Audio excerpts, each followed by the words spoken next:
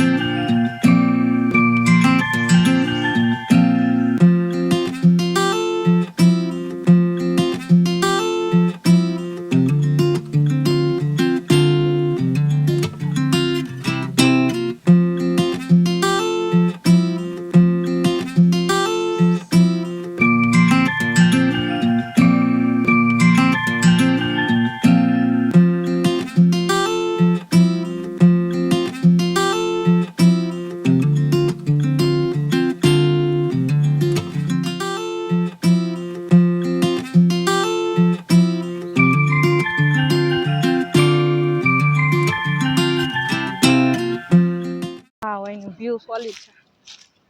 કાશ કે અત્યારે ડુંગરા સુકાઈ ગયા, પહેલા વરસાદના મોસમમાં આવે ને તો વધારે સરસ લાગે। મહેમાન ને બધા બેઠા છે હજી અને આપણે નીકળી ગયા સનસેટ જોવા।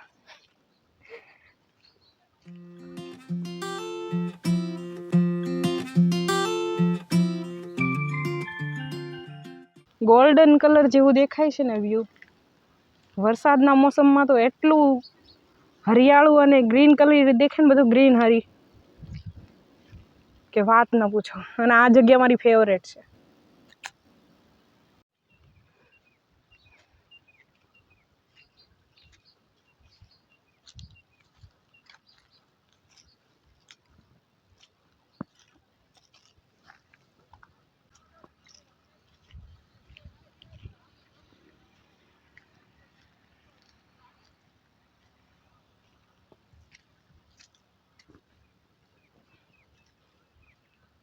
અને આ ઝાડ ખબર છે, લીમડો અને પીપળી બે એકાર જ છે? પીપર છે કે પીપળો છે? લીમડો અને પીપળો બે એકારે, એક જ થડમાંથી।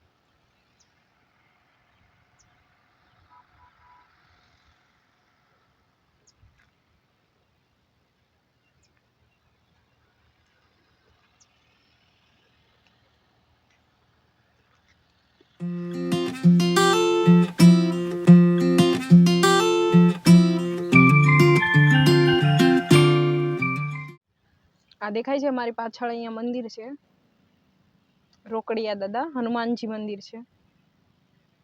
અને હું અત્યારે સનસેટ જોવા માટે બેઠી છું। સનસેટ સુપર સોલિડ, કેમ કે અહીંથી વ્યૂ સનસેટનું બહુ સોલિડ દેખાય છે।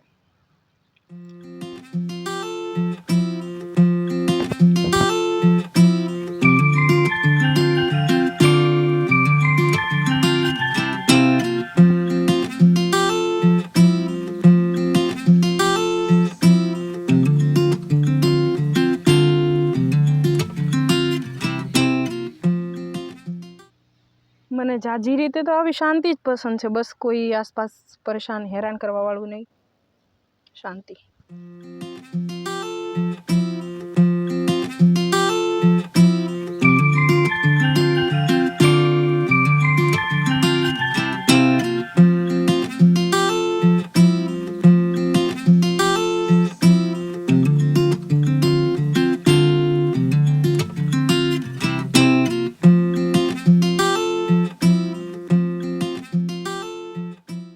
બસ એટલી શાંતિ હોવી જોઈએ જીવનમાં, આનાથી વધુ હું જોઈ। જે ઘાસ ને ગ્રીન હરી બધું જે હતું વરસાદના સમયમાં, ચોમાસામાં બધું સુકાઈ ગયું છે। અત્યારે તો બધું ગોલ્ડન જ દેખાય છે, પણ વરસાદના સમયમાં એક વખત હું આવી હતી અહીંયા, સુપર વ્યૂ અહીંનું દેખાય છે। અને આગળ બની શકે તો વરસાદના સમયનું લઈ લઈશ એકવાર વ્યૂ, કેમ કે મને આવા વ્યૂ ઝાઝા પસંદ આવે છે કે એકલા શાંતિ, અને ભલે પહાડ જાજુ કઈ સુવિધા ન હોય તો ચાલે, પણ શાંતિ અનુભવાય એવું સ્થળ હોય તો વધારે ગમે। અહીંયા રોકડિયા દાદાનું એક છે જ તે કે એમનું જે કાંઈ ઈચ્છા હોય, તમારી મનોકામના બધી રોકડી. તમે કહો શાંતિ જોઈએ છે, શાંતિ મળી જાય. જેને જમવાનું જોતું હોય જમવાનું મળી જાય. રોકડિયા દરનું જે માંગો તે રોકડું. અને જ્યારે પ્રતિષ્ઠા અહીંયા હતી, મૂર્તિ પ્રતિષ્ઠા, ત્યારે જ્યારે લેવા જતા મૂર્તિ ત્યારનું એમ જ હતું કે થોડાક એવો કંઈક લાવવા લેવામાં, મૂર્તિને લઈને અહીંયા સુધી પહોંચાડવામાં, ભાડામાં થોડાક જ અમથા પૈસા રોકડા એમને ઘટતા હતા. અને એ પૈસા રસ્તામાંથી મળી આવે છે, કેમ કે લાવવાવાળા લોકો એમ કીધું કે હવે દાદા તમારે જ્યારે આવવું હોય ત્યારે, તો એ થોડાક ઘટતા પૈસા એમને રોકડા રસ્તામાંથી મળી ગયા હતા. ત્યારથી એમનું નામ રોકડિયા દાદા પડ્યું છે. એટલે રોકડિયા હનુમાનજી, દેતડની પીપરે કહેવાય છે, દાન બાપુની કુટિયા, દેતડ ગામમાં. બાકી બધા મહેમાનો છે મારી પાછળ મંદિરે, બધા બેઠા છે. હું એક અહીંયા નીકળી ગઈ છું. મંદિરે દર્શન કર્યા છે અને પછી નીકળી જવાનું ગમે ત્યાં. આ છે સનસેટનો નજારો. વાવ. રોજનો સૂર્ય અસ્ત થાય છે. કેટલા દિવસ તો આપણે ધ્યાન પણ ન દેતા હોય, પણ ક્યારેક આવી વાતોમાં ધ્યાન દીધે રહેવું સારી વાત છે.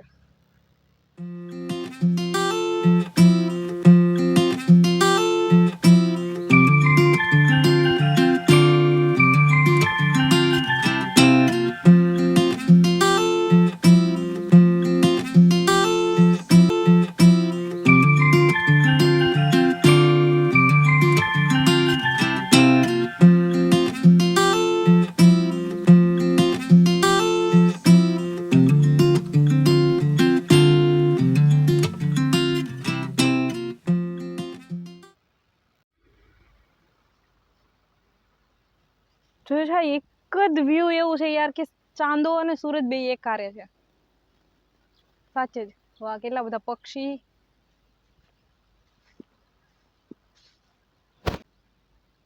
સુરત દાદા એમના ઘરે જાય છે અને અહીંયાથી ચાંદા મામા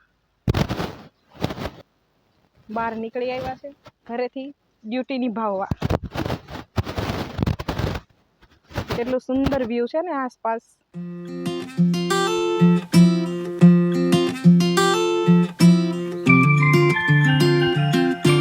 ચાંદા મામા માથા ઉપર આવવાની તૈયારી કરે છે. હવે આપણે આપણા ઘરે જવાની તૈયારી કરવાની છે.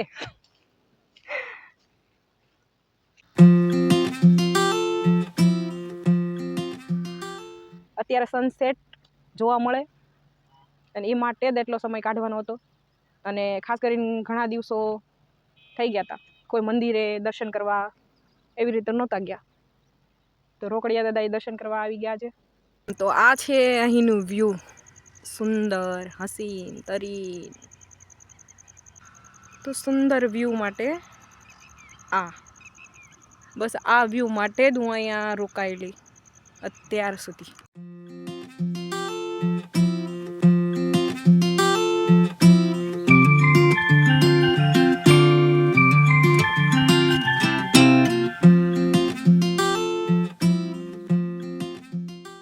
डर नहीं लगता.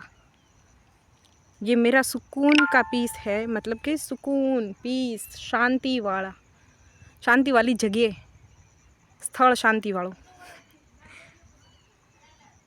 એટલે અહીંયા બીક ન લાગે. એક ખાતરી છે માણસોના સ્વભાવની.